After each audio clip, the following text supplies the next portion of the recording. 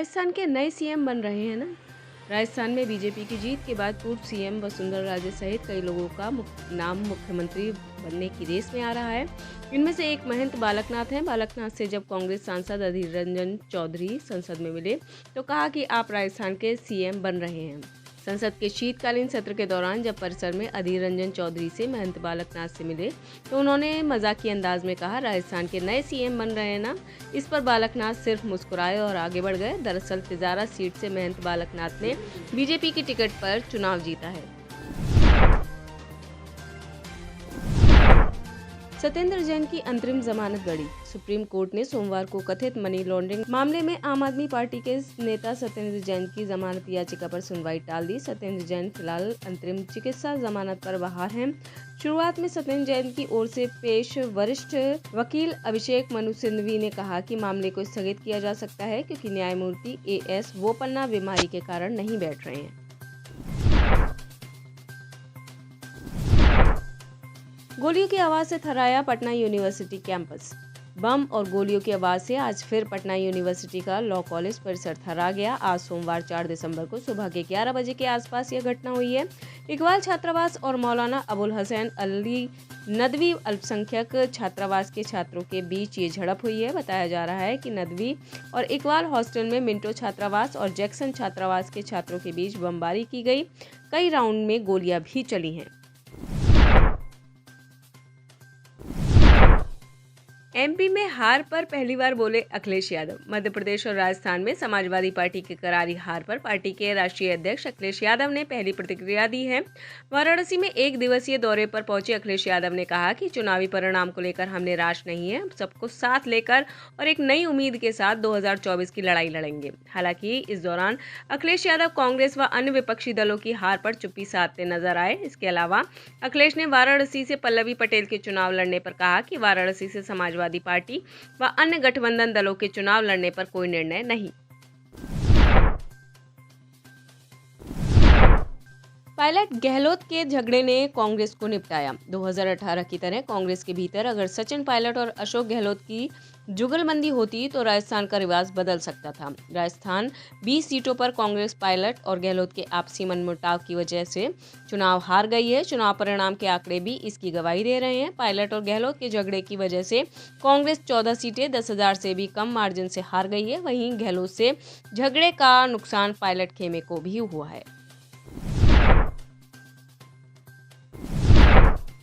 चापलूसों में घिरे थे गहलोत, इसलिए हारे चुनाव। राजस्थान विधानसभा चुनाव में कांग्रेस की करारी हार का गम खत्म नहीं हुआ था कि अशोक गहलोत के करीबी नहीं उन पर गंभीर आरोप लगा दिए। सीएम के ओएसडी लोकेश शर्मा ने दावा किया था कि वह पहले से जानते थे कांग्रेस चुनाव हार जाएगी और इसका ठीकरा उन्होंने अशोक गहलोत पर ही फोड़ दिया। लोकेश शर्मा का कहना है कि राजस्थान में अशोक गहलोत चापलूसों के बीच घिर गए थे। उनका ये कहना है कि हार नजर आ रही थी, लेकिन क्योंकि गहलोत चापलूसों से घिरे हुए थे इसलिए उन्हें साफ हार नजर नहीं आ रही थी।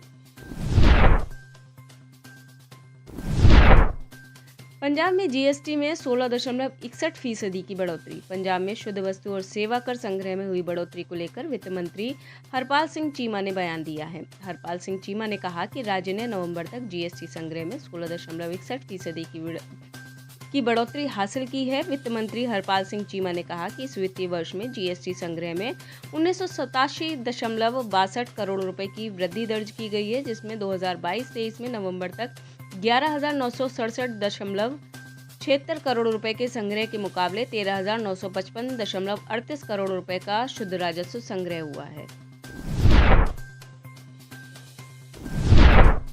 कांग्रेस के लिए भारी पड़ी पनौती वाली टिप्पणी।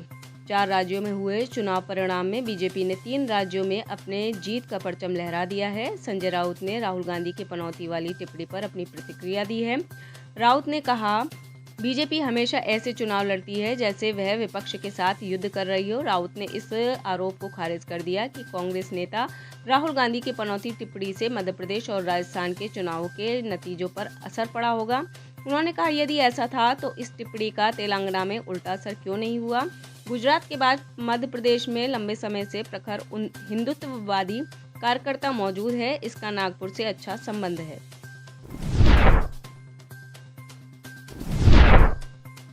छत्तीसगढ़ में अब नए सीएम के नाम का इंतजार।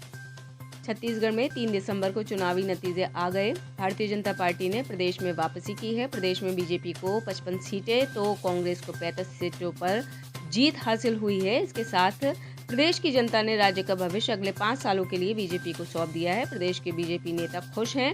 वहीं नतीजों के बाद ये सवाल भी पूछा जाने लगा है कि प्रदेश में बीजेपी सीएम किसे बनाएगी। इस पर रमन सिंह ने प्रतिक्रिया दी है। उन्होंने कहा कि सीएम कौन बनेगा इसका फैसला पार्टी करेगी।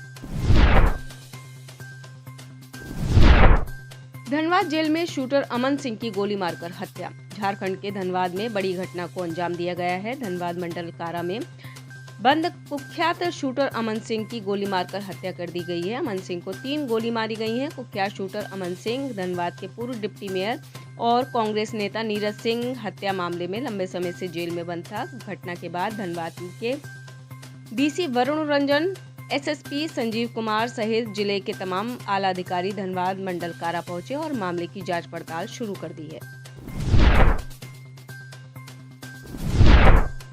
पाकिस्तानी एंकर का जहरीला बयान।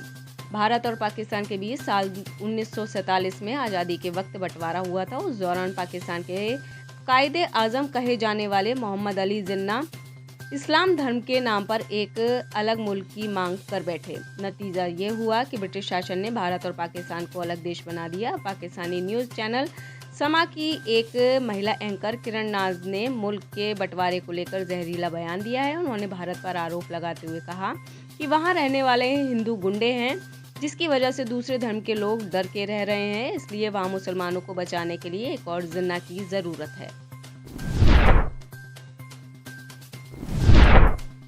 गाजा में इजराइल ने तेज किए हमले। गाजा में पिछले 24 घंटों में इजरायली हवाई हमलों में सैकड़ों फिलिस्तीनी मारे गए हैं। इजरायली सेना ने गाजा के दूसरे सबसे बड़े शहर खान यूनिस के आसपास के इलाकों को खाली करने का आदेश भी दिया है। अल जजीरा ने गाजा में सरकारी मीडिया दफ्तर के महानिदेशक से बताया कि शुक्रवार को 7 दिवसीय युद्ध विराम खत्म होने के बाद इजराइल की ओर से फिर से बमबारी शुरू करने के बाद से 700 से ज्यादा फिलिस्तीनी मारे गए हैं।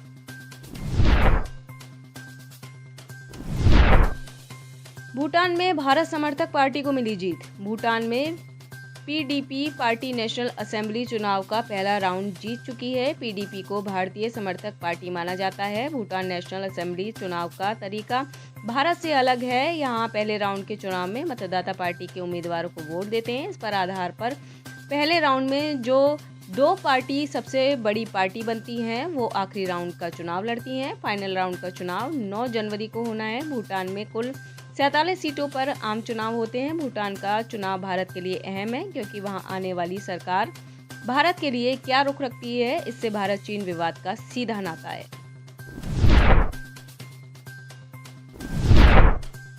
मालदीव के राष्ट्रपति मुइज्जू का दावा। मालदीव के राष्ट्रपति मोहम्मद मुइज्जू ने कहा कि भारत सरकार मालदीव से अपने सैनिकों को वापस बुलाने के लिए राजी हो गई है।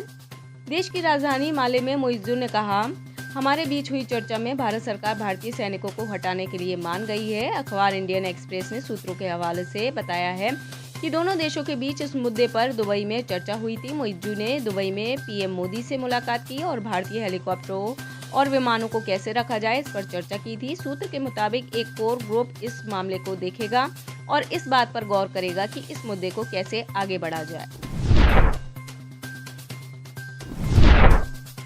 अमेरिका के मुस्लिम हुए एकजुट। अमेरिका के कई प्रमुख राज्यों में मुस्लिम अमेरिकी नेताओं ने बाइडेन को चुनाव में समर्थन न देने का फैसला किया है। उनका कहना है कि बाइडेन ने इजरायल को गाजा में ऑपरेशन करने की खुली छूट दे रखी है।